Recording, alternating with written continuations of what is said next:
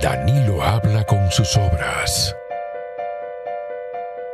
Y la gente da fe de quién es él. Solo ese podía hacer esto. Porque yo vivía en una casita de tabla, cayéndome a pedazos. Y yo no, esto es un sueño. Porque yo nunca creía que iba a vivir en una casa así. Danilo Presidente, siempre con la gente. Esto era olvidado. Esto le pusieron hasta la jurunela. Porque esto ni en el mapa estaba. Amigos, a continuación, un interesante reportaje sobre el Machu Picchu, esa misteriosa ciudadela que estuvo 400 años escondida en la selva peruana después de la colonización de América. En lo alto de los Andes peruanos hay una ciudad antigua llamada Machu Picchu. Es una ruina que desafía toda explicación. ¿Quién era la misteriosa gente que la construyó? ¿Y por qué la construyeron aquí? Sin ningún muro defensor, no parece fortaleza. En cambio, hay fuentes y pequeñas piletas. Templos y altares extraños hechos de granito. Pero no para explicar cómo la gente, sin herramientas de acero ni la rueda, pudo crear esta obra maestra. ¿Y por qué?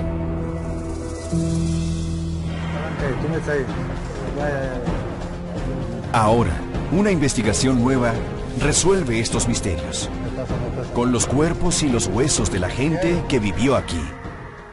Para mí, esta lesión indica el ataque con un arma, posiblemente de guerra. Hay pistas muy abajo de la ciudad, debajo de ella, y en las historias de las momias de reyes. ¿Podrá resolver el misterio de Machu Picchu tanta revelación?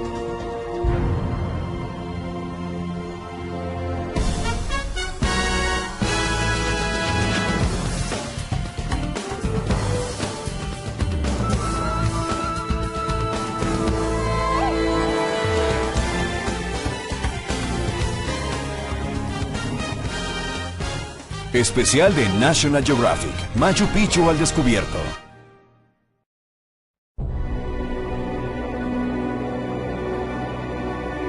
A 2.450 metros, en una cresta de los Andes, Machu Picchu es una maravilla misteriosa y remota.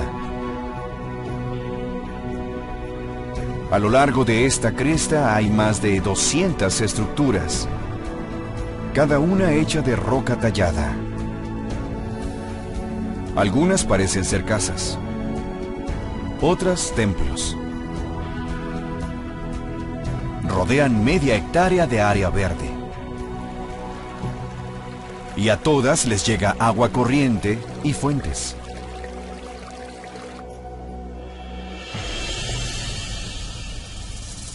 Es una ciudad perdida, cuyas puertas y pasadizos indican al fantasma de su pasado.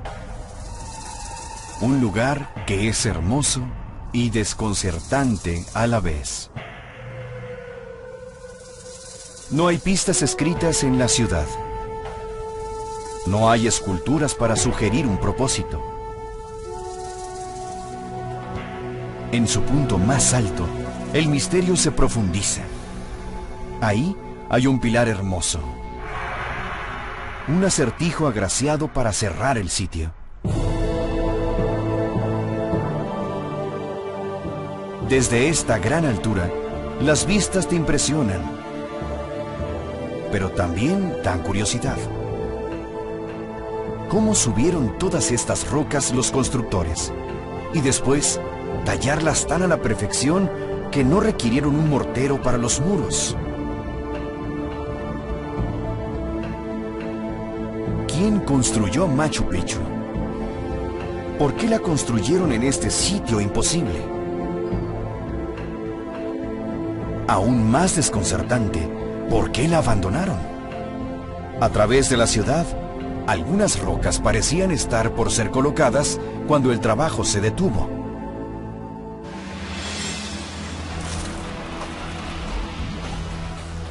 Ahora, como nunca antes, surgen pistas, algunas en el sitio, en excavaciones nuevas,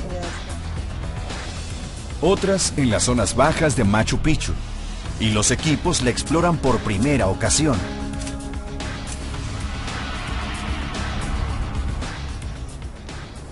Estos misterios son la obsesión de años de Fernando Astete, director del Parque Arqueológico de Machu Picchu.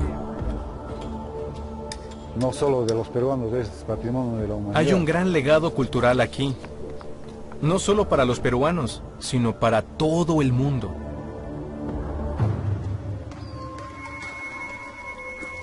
Encontrar sentido a este legado es el reto de Astete, y también cómo llegar a trabajar.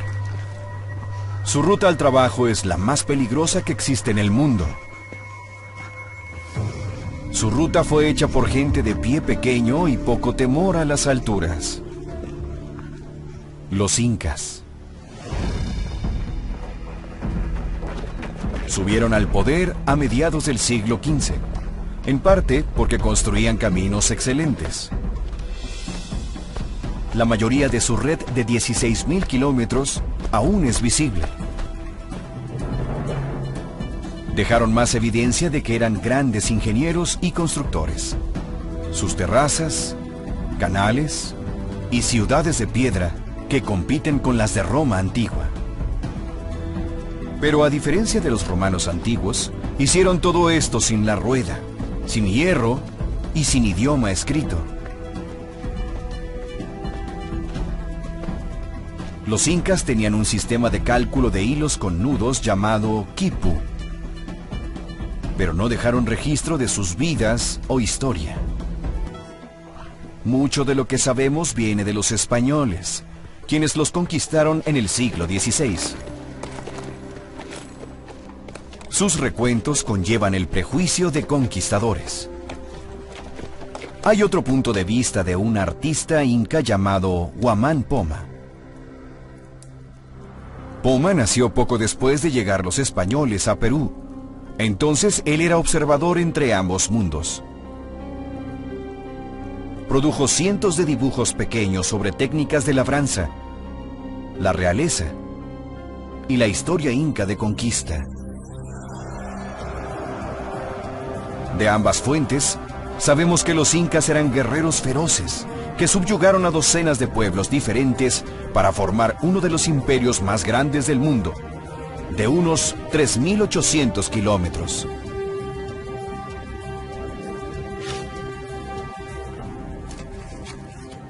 Alimentaban a su pueblo transformando laderas empinadas en tierras de cultivo, con desniveles y bancales.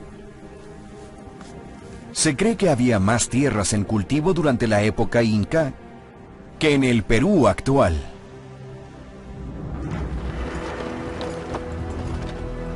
Sin embargo, el detalle más sorprendente de los incas es que gobernaron solo 100 años. Luego su imperio fue diezmado, primero por enfermedades, luego por una guerra civil y finalmente por conquistadores españoles. Sabemos por los españoles que el último emperador inca se retiró a las montañas, a la ciudad de Vilcabamba.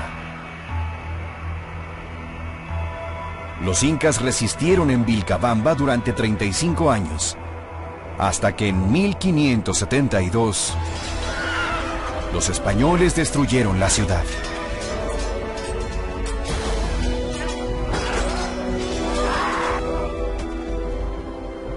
Curiosamente, no dejaron un registro escrito de dónde se encontraba, y la leyenda de la ciudad perdida Vilcabamba nació. Era un misterio con gran atractivo. Casi 350 años después, atrajo a un explorador llamado Hiram Bingham, empeñado en encontrarla.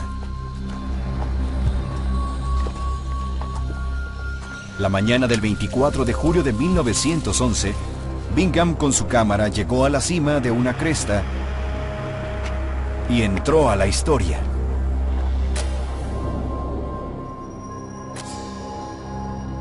Me quitó el aliento, escribió después.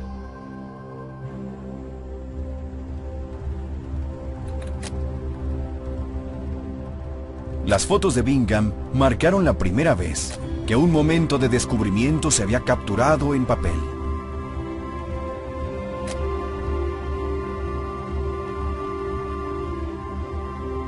Hoy, esas fotos son parte de un álbum de explorador de 23 volúmenes y detalla el descubrimiento.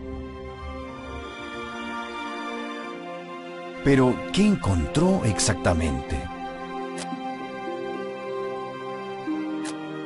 Lo llamó por su nombre local, Machu Picchu. Pero creía que era Vilcabamba, la ciudad perdida.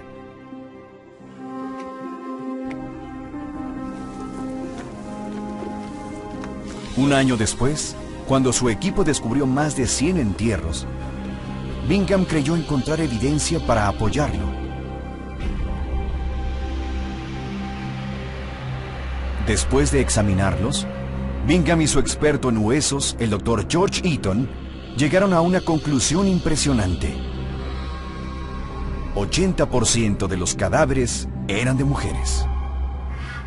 La información de Eaton nos dio una tasa de sexo de 4-1, 4 veces más mujeres que hombres. 4-1 sería muy parcial y creo que eso emocionó a Eaton, que casi todos eran mujeres. ¿Qué podría explicar un cementerio casi en su mayoría femenino? Bingham creyó encontrar los restos de las llamadas Vírgenes del Sol. Según los españoles, las niñas más bonitas del imperio eran elegidas para este convento sagrado. Seleccionadas a los 8 años, estas vírgenes servían al emperador inca por el resto de sus vidas. Bingham creyó que cuando se retiró a las montañas el último rey inca para escapar de los españoles, se llevó a sus vírgenes sagradas. Así, todo tenía sentido. Los esqueletos de las vírgenes confirmaban que esta ciudad espectacular en el cielo debía ser Vilcabamba. Claramente para él, creaba una gran imagen mágica y romántica y para un buen libro. Cuando se publicó en la edición de abril de 1913 de National Geographic, la historia fue una sensación. Bingham se convirtió en una estrella. El único problema es que la teoría estaba mal. Investigaciones de otras ruinas incas revelaron que los españoles profanaron casi todo sitio sagrado inca que pudieron encontrar.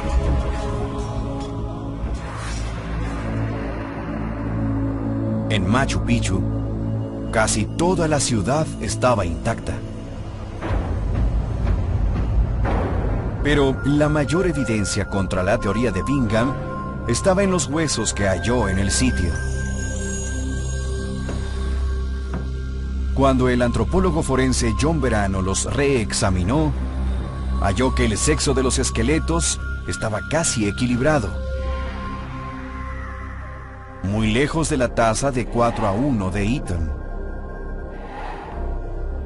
Para determinar el sexo de un esqueleto, debes compararlo con muchos grupos étnicos y raciales. Las referencias de Eaton estaban limitadas a gente descendiente de Europa o África. La gente de los Andes es relativamente baja, de complexión delicada. Puedo adivinar que él estaba viendo el tamaño de los huesos y dijo: esto parece de una persona pequeña, es de una mujer. En la colección de Bingham, Verano también encontró los huesos de varios niños y vírgenes. No tenía sentido. No puedo encontrar evidencia que apoye a la idea de que ellas eran vírgenes del sol. Creo que eso se puede descartar. Sin las vírgenes o alguna señal de profanación española, no había evidencia para apoyar la teoría de Bingham de que esto era Vilcabamba. Entonces, ¿qué era?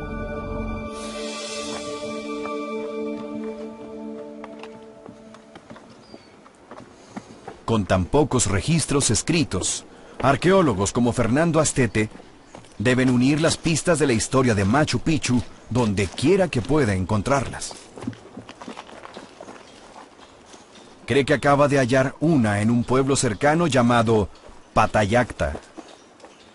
Y Patayacta fue la que... Patayacta era importante porque suministró alimento para toda la gente que vivía en Machu Picchu.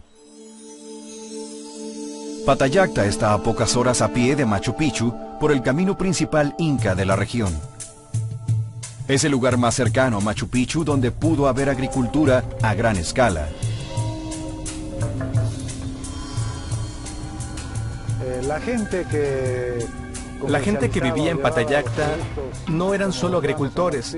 Es probable que desempeñaran varias labores. Pudieron ser mamposteros, constructores, trabajadores.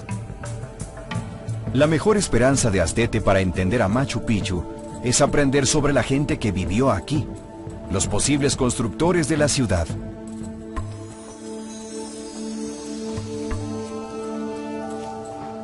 Sobre el viejo pueblo inca, cerca de una ladera vertical, un guía local encontró un nicho de entierro. Astete y la arqueóloga Elba Torres creen que no ha sido alterado. Un cementerio tocado por última vez hace 500 años. Buenos días. Hola, ¿qué tal, Richard? ¿Qué tal? ¿Qué tal? ¿Y la tumba? Sí, creo que podemos empezar ya a hacer la apertura. Podemos aperturar, sí. Richard, tú tendrías que... Está bien.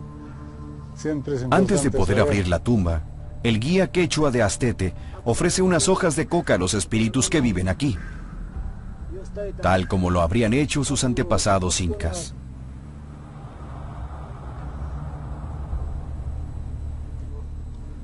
A ver, pásame. Ya. Con cuidado, no se vaya a caer las otras. Astete y Torres han investigado muchos otros cementerios en el área, y muchos son más accesibles. Cuidado, esta tumba es una de las más construidas, pero también hay otras tumbas que no tienen este estilo, solamente están en unas cuevas, en unas formaciones rocosas naturales, ¿no? Y con un poco de acceso más fácil. ¿Qué hay? ¿Se ve algo? No, profe, está oscuro. A ver, mira bien, ¿hay algo? Creo que en la poca luz de la tumba, ¿sí? No se ve bien, está oscuro. Un cráneo humano. Qué bien, Elvita, hay un cráneo, ¿no? Sí, profe, hay un cráneo adentro. O sea, hay cráneo, hay huesos bastante. Qué bien. Mucho hueco. Ya está, a los costados, con cuidado. Ya llego. Ya estás pisando, ¿no? Con Sí, cuidado. ya entré. Ya, qué bien.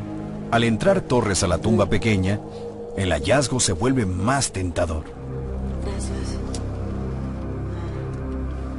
Al parecer son dos individuos porque...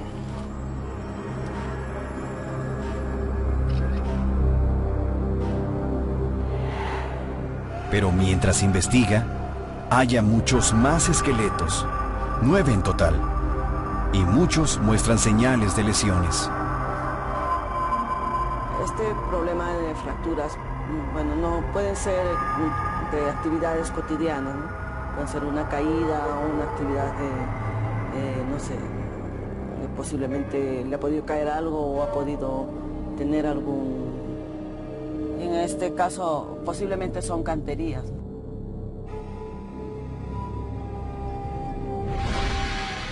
¿Podrían ser los esqueletos de los constructores de Machu Picchu? No pueden estar seguros hasta que los revisen en el laboratorio.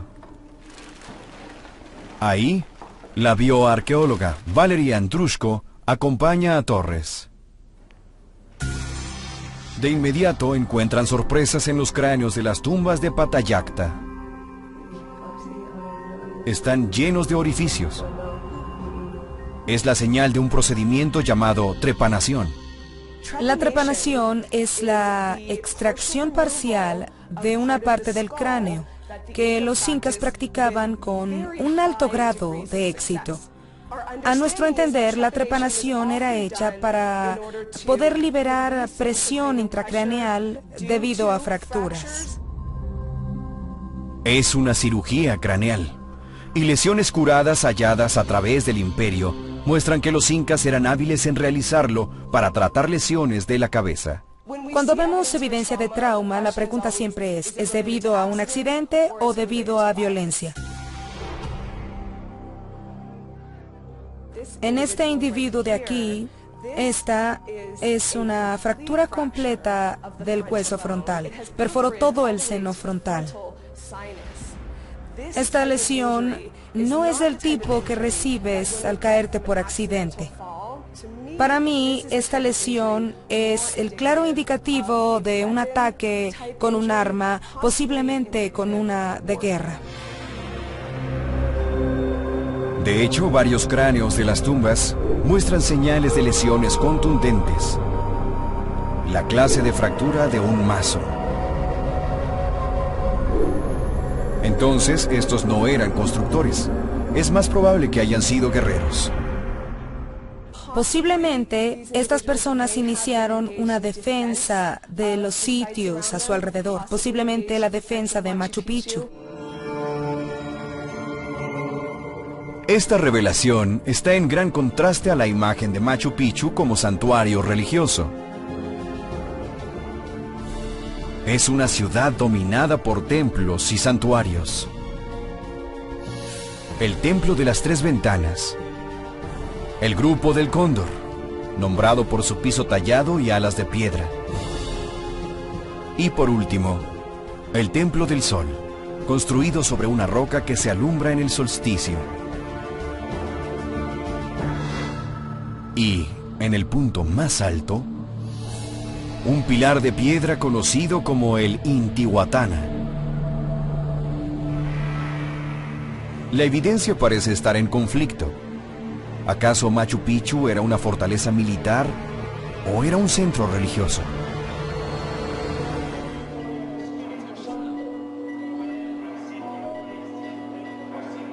La respuesta tal vez esté en la capital antigua, Cusco, donde aún viven descendientes de los incas. Cada año, durante el Festival Católico Romano Corpus Christi, estatuas de la Virgen María, junto con otros 15 santos, son llevados de la catedral hacia el Zócalo.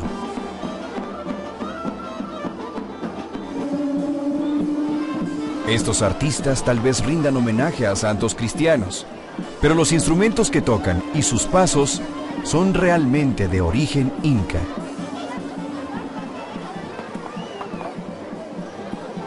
Eso es porque esta procesión de Corpus Christi es una revisión cristiana de un ritual inca. Hace 500 años, los incas caminaron por Cusco, pero no llevaban estatuas de santos. Llevaban a las momias de sus reyes, a quienes veneraban como dioses.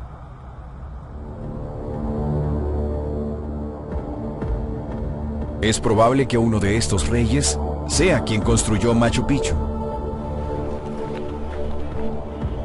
La calidad de la mampostería sugiere que era una ciudad real. Fernando Astete estima que habría tomado al menos 50 años en terminarla. Como el imperio inca solo duró 100 años, se han enfocado en los primeros reyes. Los recuentos de un jesuita español llamado Bernabé Cobo indican a un líder dinámico quien fundó el imperio inca, un rey llamado Pachacuti. Pero nadie pudo probar que él construyó Machu Picchu. Una pista estaba escondida en su nombre, que significa aquel que rehace al mundo. Pachacuti era el Alejandro Magno de los incas.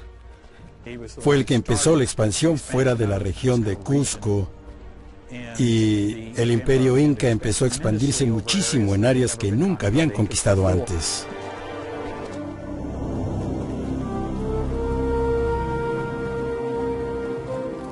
Lo que sabemos de la historia de Pachacuti se debe en parte al padre Cobo. Cobo llegó a Perú después de la conquista a finales de 1500 y escribió su versión con base en entrevistas con descendientes incas.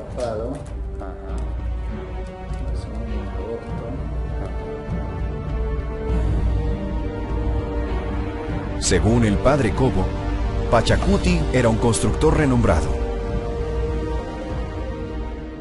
Al haber agrandado su imperio con tantas provincias vastas, durante el resto de su vida, este rey fue devoto a construir templos, palacios y fortalezas magníficas.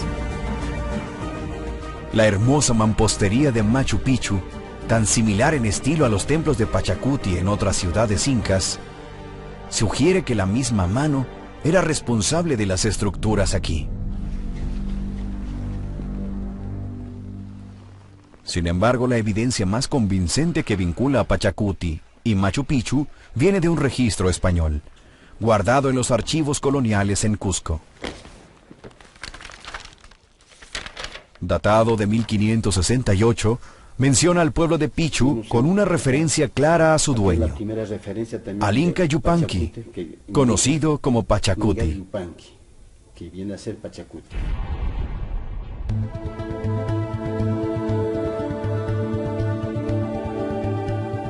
La evidencia es convincente.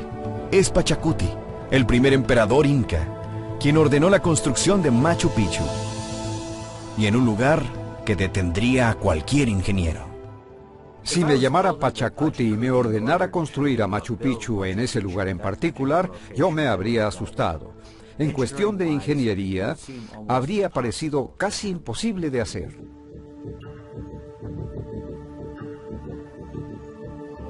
«15 años de estudio por el hidrólogo Ken Wright y un equipo de ingenieros está revelando cómo lograron esto los incas. Porque lo empinado del sitio no es el único problema.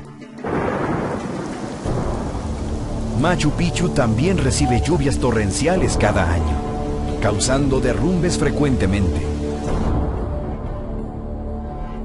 El sitio está sobre no una, sino 2 fallas sísmicas, y esto lo hace un lugar terrible para construir una ciudad de piedra. La ubicación tiene 2 virtudes: un manantial cercano y un suministro de granito. Hay una cantera en el sitio.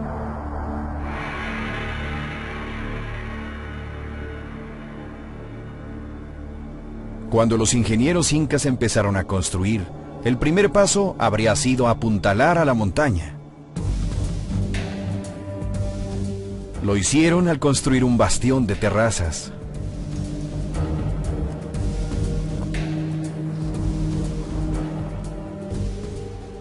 Al bajar más el equipo de Astete, descubren cientos de terrazas nuevas, ocultas. Por lo general, cuando la gente se refiere a Machu Picchu, solo piensan en edificios incas en la cima de la cresta. Pero la construcción inicia en el fondo. En otras palabras, debes empezar por las terrazas. Las terrazas son fundamentales en Machu Picchu. Mientras algunas terrazas fueron usadas para agricultura, su propósito principal era sostener a la montaña mientras drenaban un gran volumen de agua pluvial. En promedio son como 1920 milímetros al año, y en términos de la media estadounidense, eso es mucha agua, casi 2 veces más de lo que recibiría Chicago. De haber sido ignorada, esa agua haría lodo de las laderas y Machu Picchu se hubiera derrumbado.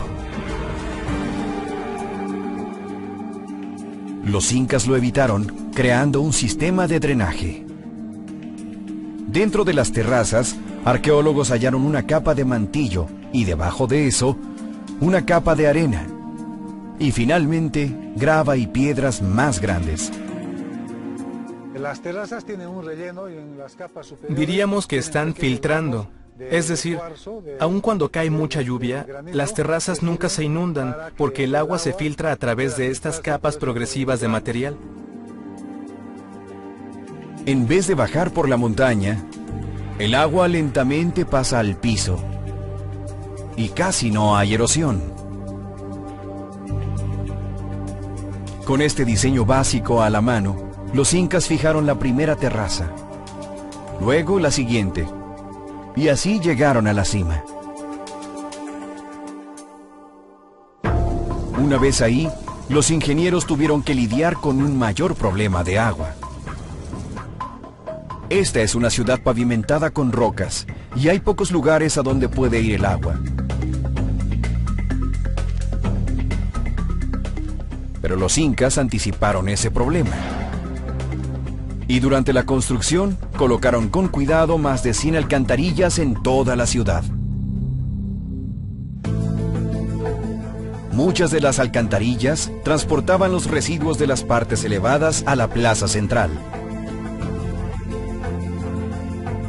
Cavando más, se reveló una innovación asombrosa para lidiar con tanta agua. Debajo de las capas de mantillo y grava, el equipo de Wright halló una capa gruesa de fichas de granito blanco, lo que sobró a los incas del corte de rocas. En efecto, lo que hicieron los incas fue construir un sistema de drenaje subterráneo, una clase de conducto para alejar con seguridad el agua.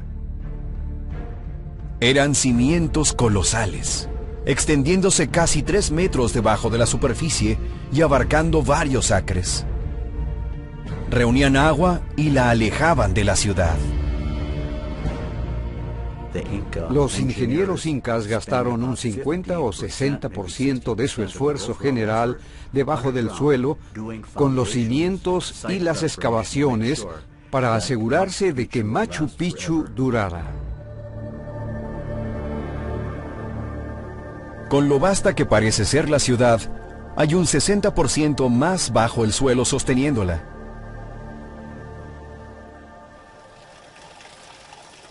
Mientras los incas se esforzaron mucho en deshacerse del agua, también construyeron fuentes que parecían celebrarla.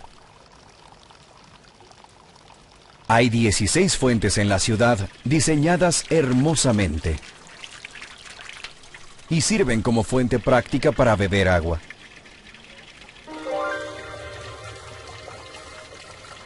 Las fuentes son alimentadas por un manantial natural, hallado cerca de los flancos de la montaña Machu Picchu.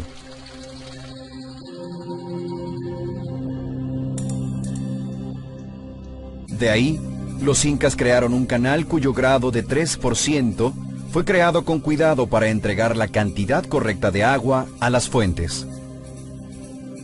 Wright calculó que el flujo es de 23 a 114 litros por minuto, dependiendo de la época del año, suficiente para mantener a una población de casi 1000 personas.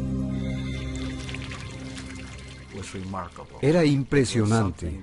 Es algo que nos creó un gran respeto por los ingenieros incas hace tantos años.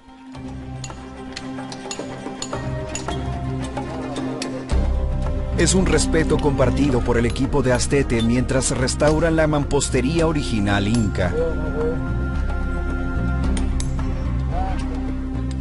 A pesar de su falta de herramientas de acero, los incas lograron transformar el granito, una roca muy dura.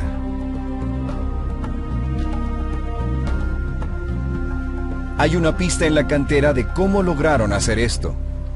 Aquí tenemos un ejemplo muy claro de cómo los incas cortaron la piedra. Vemos el método básico que usaron para cortar rocas. La idea es crear un cuello en el bloque y luego causan una fractura. El bloque se va a soltar. Era un trabajo de fuerza. La técnica para el trabajo de la cantería inca está dado. La técnica de los incas era un martilleo directo. Con los bloques grandes empezaban con una herramienta grande como esta. Y puedes ver que se escarpa fácilmente. de menor dimensión y hacer un trabajo. Gradualmente usaban las herramientas más chicas y más fuertes para darle la superficie suave. Una vez que lograban eso, ponían a la roca en rodillos o sobre lodo y lo jalaban al sitio de construcción. El paso final era colocar la roca en su lugar e igualarla a la de al lado. Se puede ver, por ejemplo, esta línea. Aquí hicieron la hendidura. Coincide con la roca debajo de esta. Este plano, esta curva, con esta otra. Está sostenida por esta cuña hasta que las dos superficies estén iguales. Luego se quita la cuña y ambas rocas encajan. Y coincide. Estos puntos son los que sirven para mover el bloque. Están diseñados. Aquí ves los puntos usados para colocar a la roca. Aquí se ponían las vigas para poder. Pusieron vigas aquí para levantarla. Una vez en su lugar, se golpeaban estos puntos, como se ve aquí y aquí, en todas las rocas. Significa que los acabados eran hechos en el sitio. Vemos que esta esquina aún no está terminada. Había que cortar esta porción para terminar el muro.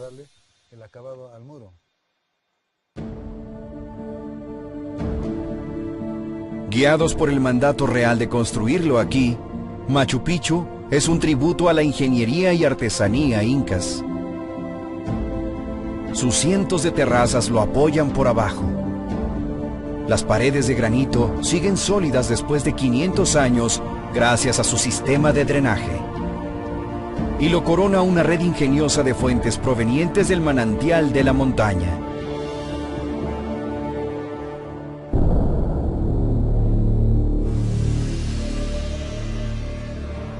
Pero ¿por qué realizar tanto esfuerzo? ¿Por qué ordenó Pachacuti construir a Machu Picchu en este lugar amenazador? ¿Habrá sido por razones religiosas?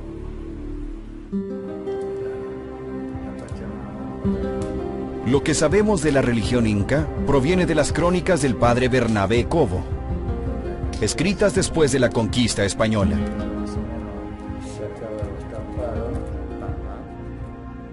Adoran con la misma reverencia y servicios ceremoniales el sol, el agua, la tierra y muchas otras cosas que ellos consideran divinas. Los incas creían que el sol y las montañas eran deidades que debían ser aplacadas con rituales. Cobo reportó que un ritual era el sacrificio de niños.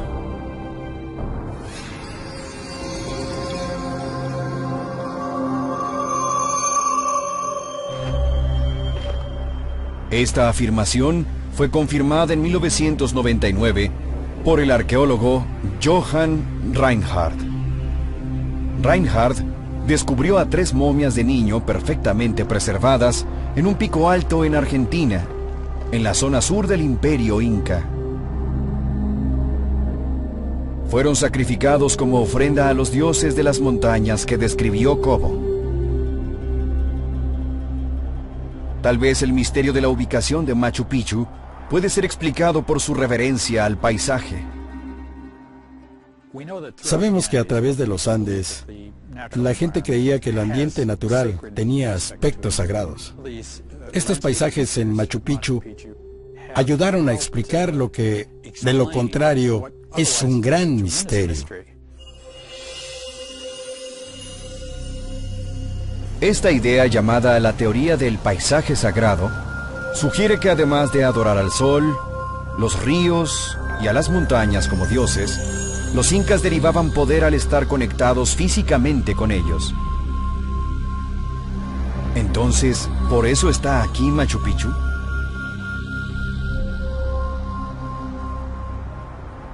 Machu Picchu es un lugar poco común para construir, incluso para los incas. Su capital, Cusco, y otros pueblos como Pisac están en un terreno más plano y accesible. También es remoto, una caminata de 5 días de la capital en época inca. Y hoy a los turistas les toma 4 horas en tren seguido de un autobús para subir a las ruinas. Pero en todo el sitio hay pistas del por qué los incas creían que valía la pena este lugar. En ciertos lugares, los incas tallaron piedras en la forma de picos sagrados que rodean a la ciudad y los mostraban como íconos sagrados. Incluso Bingham se sorprendió por rocas como esta, llamada Roca Sagrada, que refleja el contorno del monte Yanantin, directamente al noreste. En época de los incas, visitantes se acercarían a Machu Picchu por arriba, donde podían ver que la ciudad estaba rodeada por el río sagrado Urubamba. Para un pueblo agricultor, no había nada más importante que el agua, y este lugar estaba rodeado por agua.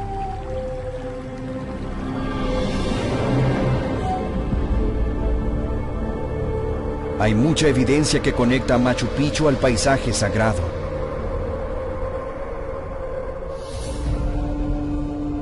En la cima del pico con forma de pirámide, dentro del complejo, está el pilar sagrado conocido como Intihuatana.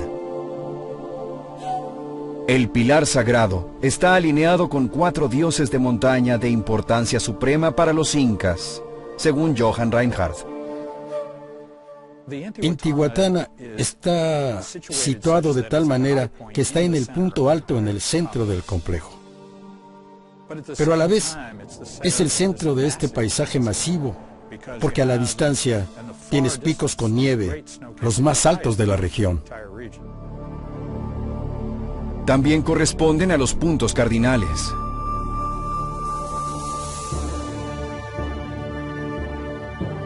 Sus vistas a picos sagrados, cercanía al río sagrado y la alineación con 4 dioses de las montañas debieron hacer al lugar irresistible para los incas. Pero ¿cómo usaba el primer emperador inca Pachacuti a Machu Picchu?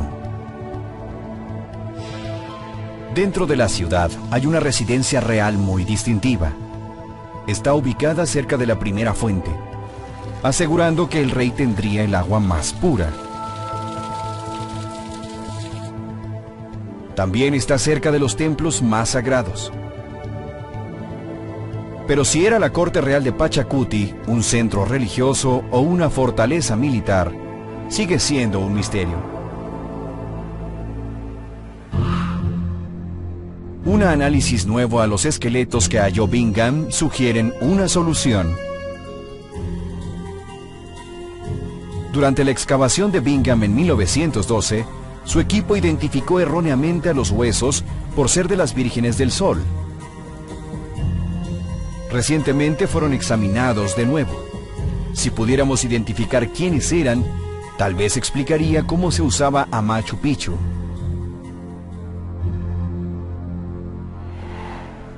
Durante su estudio, el antropólogo John Verano no halló evidencia de una lesión violenta. Entonces, no eran soldados. También confirmó que sus entierros fueron simples, sin artefactos de gran valor. Significa que no eran de la realeza. En sus huesos, Verano encontró indicios de que no eran trabajadores comunes. Más bien, eran de una clase intermedia. No vi mucha artritis, incluso en los adultos mayores en Machu Picchu, y eso me hace pensar que esta gente no trabajó en mampostería o en subir rocas. Una clave crítica de su identidad se puede hallar en su dieta con un análisis isotópico.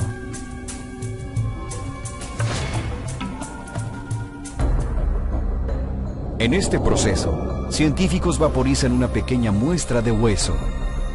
Están buscando los rastros químicos de los alimentos absorbidos en su estructura. En las partículas vaporizadas, encontraron un porcentaje alto de isótopos de carbón 13, la marca del maíz.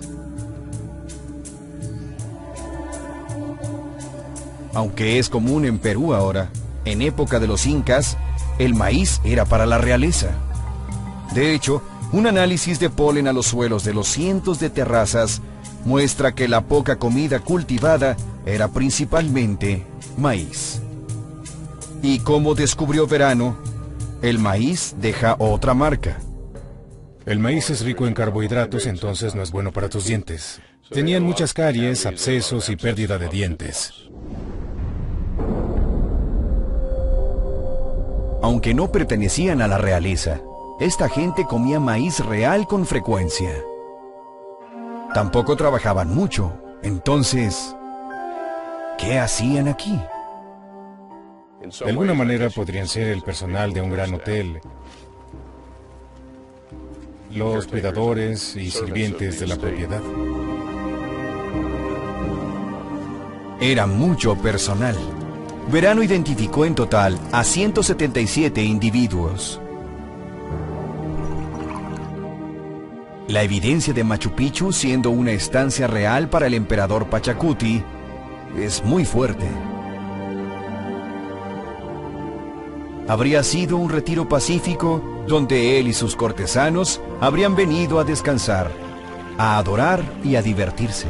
Y sus necesidades eran atendidas por sirvientes reales bien entrenados. Puedes imaginar al séquito de la realeza viniendo de Cusco por el camino y todos en Machu Picchu diciendo: vaya, hay que prepararnos, limpiar y conseguir comida para recibir a los invitados.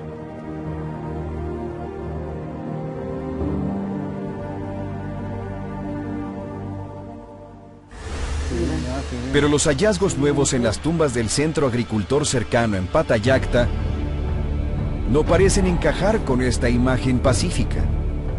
Las severas lesiones en estos esqueletos sugieren que Machu Picchu estaba vinculado a la guerra.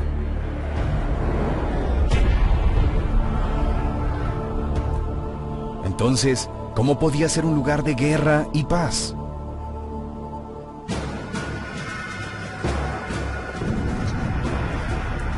Según las crónicas españolas, los incas conquistaron este valle una década después de que Pachacuti subió al poder.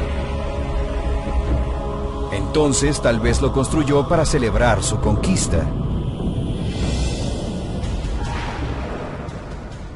Los incas eran muy hábiles en la guerra psicológica y decidieron construir este palacio magnífico en la cima, para que todos los que vivieran en el valle lo pudieran ver.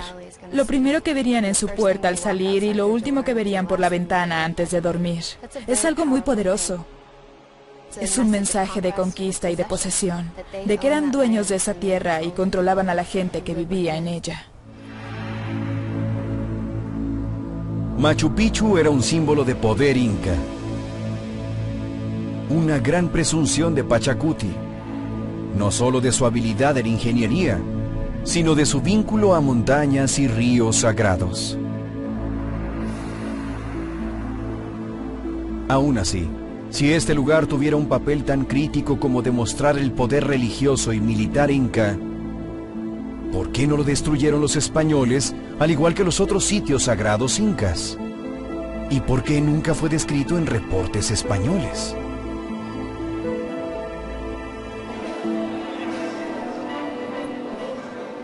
Parte de la respuesta está en la procesión de Corpus Christi en Cusco. El festival anual que es una revisión cristiana de un ritual inca. En ese ritual, los incas cargaban a momias en vez de santos, sobre todo a las momias de sus reyes.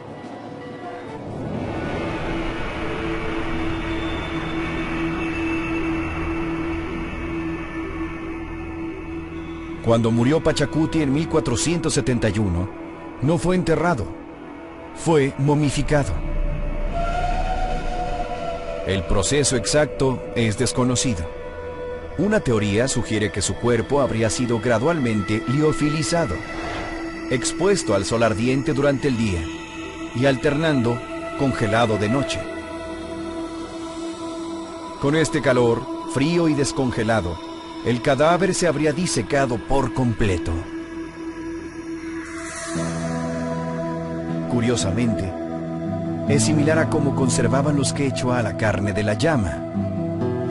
El resultado es la cecina, en inglés jerky, una de las pocas palabras quechua usadas en inglés. Una vez preservado, Pachacuti no habría sido sepultado. Más bien, habría tenido un papel activo aún en la política y rituales del mundo inca. Los dibujos hechos por el artista inca Huaman Poma confirman el uso de las momias de esta manera. No tenemos una momia de un emperador inca, pero tenemos descripciones de ellas y sabemos que eran sacadas para los festivales grandes. Sabemos que tenían asistentes que alejarían a las moscas y daban ofrendas a diario, ofrendas de comida y bebida para las momias. En otras palabras, eran adoradas y se creía que aún tenían un papel en la comunidad. El cuidado y manejo de la momia habría recaído en un grupo de familiares llamados panaca, quienes también tomaban el control de todas las estancias reales del rey. Pero con el tiempo, hasta el panaca de Pachacuti se le habrían acabado los recursos. El trabajo tal vez disminuyó en Machu Picchu y luego se detuvo totalmente. Los descendientes de Pachacuti estaban muy ocupados. Incluso antes de la conquista española llegó la viruela. Le siguió una guerra civil muy sangrienta que debilitó y fragmentó al imperio inca.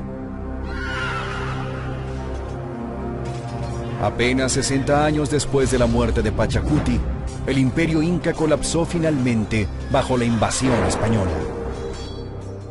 Cuando las familias reales perdieron su poder, estaban desorganizadas, había una guerra civil, hubo una destrucción masiva de los sitios. La gente de Machu Picchu en algún momento dijo, bueno, nadie vendrá a visitar, y el sitio no tenía razón para existir en ese punto. Para entonces, es probable que todos, menos los sirvientes, hayan olvidado Machu Picchu. Y después de un tiempo, hasta ellos mismos se mudaron.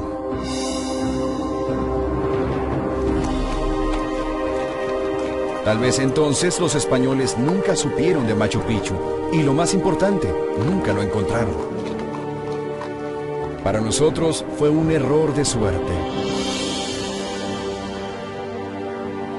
Significó que Machu Picchu quedara intacto, uno de los sitios sagrados incas enteros.